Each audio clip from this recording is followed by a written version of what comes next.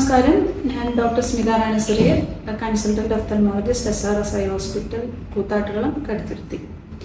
അപ്പോൾ മറ്റൊരു ഇമ്പോർട്ടൻറ്റ് വിഷയമാണ് കുട്ടികളിൽ ഡ്രൈ ഐസ് അല്ലെങ്കിൽ കണ്ണിൽ ഉണ്ടാകുന്ന വരൾച്ച. അത് ഉണ്ടാവാറുണ്ടോ, കുട്ടികൾക്ക് ഉണ്ടാവാമോ എന്ന് ചോദിച്ചു വരിക. കുട്ടികൾക്കും ഡ്രൈ ഐസ് ഉണ്ടാവാം. വളരെ കോമൺ ആയിട്ട് തന്നെ ഉണ്ടാകുന്ന ഒന്നാണ്.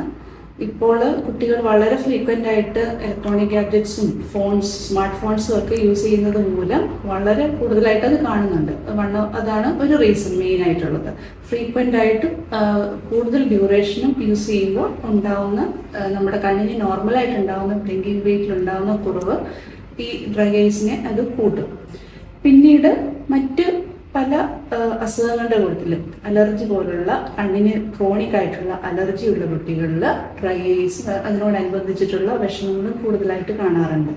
മറ്റ് അലർജി, സ്കിൻ അലർജീസും ഒക്കെ ഉള്ള കുട്ടികളിൽ ചില മരുന്നുകളോട് സിവിയറായിട്ട് അലർജിയൊക്കെ ഉണ്ടായതിനു ശേഷം കണ്ണിനുണ്ടാകാവുന്ന ചില അവസ്ഥകളിലെല്ലാം ഇത് കണ്ണിൻ്റെ ഡ്രൈനെസ് കൂടുതലായിട്ട് ഉണ്ടാകാം. അതിനുള്ള മരുന്നുകളുമെല്ലാം ഇടേണ്ടതായിട്ട് വരാറുണ്ട്.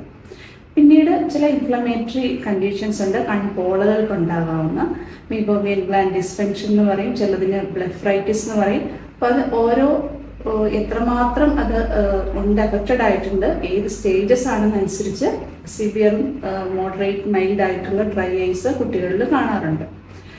പിന്നീട് മറ്റ് ചില സിസ്റ്റമിക് ആയിട്ടുള്ള ഡിസീസ്, ഡയബറ്റീസ് ഉള്ള കുട്ടികൾക്ക്, ചില ആർത്രൈറ്റിസ് ഉള്ള കുട്ടികൾക്ക്, ചില ജനറ്റിക്കലി ഇങ്ങനെ കണ്ടീഷൻസ് മറ്റുള്ള കുട്ടികൾക്കൊക്കെ അതിനോടനുബന്ധിച്ച് ഡ്രൈ ഐസ് ചിലപ്പോൾ കാണാറുണ്ട്. പിന്നീട് വിറ്റമിൻ ഡെഫിഷ്യൻസി, പ്രത്യേകിച്ച് വിറ്റമിൻ എയുടെ ഡെഫിഷ്യൻസി ഉള്ള കുട്ടികളിൽ വളരെ സിവിയറായിട്ട് ഡ്രൈ ഐ ഉണ്ടാവാറുണ്ട്.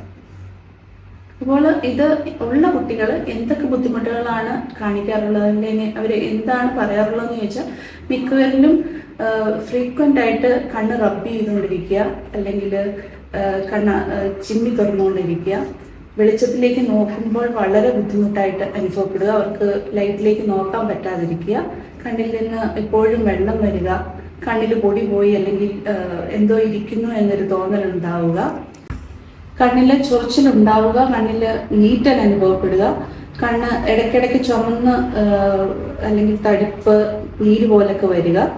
അപ്പം കണ്ണിൽ ഒരു ചെറിയ വള്ളി പോലെ, നൂല് പോലെ കണ്ണിൽ നിന്നും എന്തോ ഒരു ഡിസ്ചാർജ് വരുന്നതായിട്ട് തോന്നുന്നു. ഇങ്ങനെ അനുഭവപ്പെടുന്നുണ്ടെങ്കിൽ അല്ലെങ്കിൽ ഇങ്ങനത്തെ ബുദ്ധിമുട്ടുകൾ തോന്നുന്നുണ്ടെങ്കിൽ തീർച്ചയായിട്ടും കുട്ടിയെ അടുത്തുള്ള ഒഫ്തൽമോളജിസ്റ്റിനെ കാണിക്കുക.